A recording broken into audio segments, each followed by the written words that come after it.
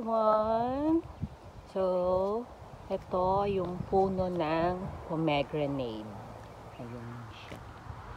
So, hindi pa siya hinog kasi it's summer pa, pero pa winter na. Ayan, papula na rin sila. Madami. Yung iba, ayan, nag-black siya. Can't you see? Ayan, susunod na sila. Tapos yung iba, yan, kinakain ng mga ibon. Ang daming mga ibon.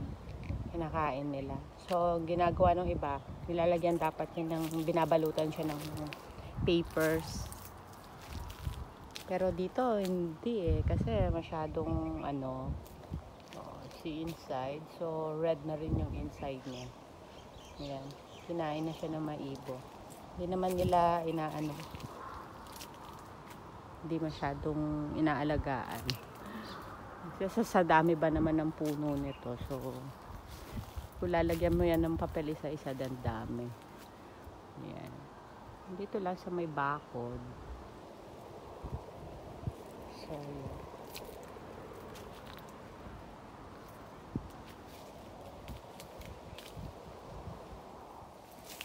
So, this is the other one. Yung another tree.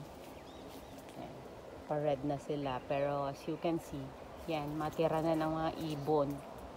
Kinain na ng mga birds. Kasi, syempre, pag sa farm, maraming ibon. Ayan na siya. Matira na lang. Oh. Wala, puro bungi na siya. Tapos, ito pa. Pero, mga papula na siya. Ang sarap na to, diba? Sobrang tamis. Tapos yung iba nilalagay sa mga salads, mga vegetable salads. Pag namunga na to, tapos namula na, ibig sabihin dito, malapit ng winter. Yan. So, yun. Tapos, ibig sabihin, malapit na ang Rosh Hashanah. Rosh Hashanah, they called it Rosh Hashanah in Hebrew, Jewish term. Yun na yung New Year nila. So, somewhere in September. Yun na yung Rosh Hashanah nila. Yun yung New Year dito. Hindi siya 1st of January. It's September. Jewish calendar kasi. Sinusunod nila yun. Jewish calendar. So, ito, green pa. Ayan, so buong dito puro ganyan, tapos yung buong nakapalibot sa fence puro pomegranate. Ayan pa. Kaso talaga mga kinakain na sila ng ibon kasi syempre pahinog na. So during New Year, yung mga Jews, yan, mga Hudyo, meron talaga sila niyan sa table. Isa yan sa mga kinakain nila during Rosh Hashanah. Rosh Hashanah. Kasi Rosh is the head. Tapos yung Shana is year. So,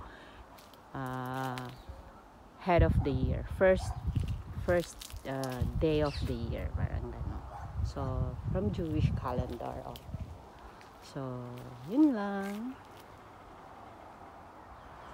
So yan, ayan, as you can see, nasa gilid lang ng fence.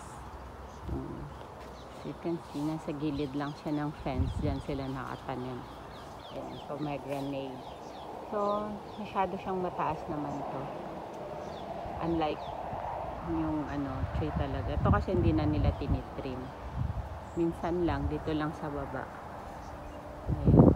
So yan siya. Buong yan hanggang from the back. There. Dun sa likod. Buo. Napalibutan siya ng ganyan. Tapos sa front naman, it's oranges. So, marami na rin siyang bunga but still green kasi mahihinog na siya during winter. Sa winter yan. So, that's our pool. Diba? May robot. So, siya na yung naglilinis ng pool. So, yun lang. Dito lang ako nakatambay madalas ting hapon. Dito lang kami. So, every hapon kasi, every afternoon, gantong oras kasi wala ng araw, palubog na, medyo malamig na.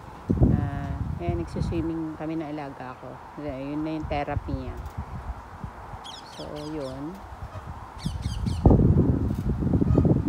Yun lang. Kaya mahangin ngayon pero mainit pa din, pero at least may hangin, unlike the other days na akala mo nasa Saudi kami.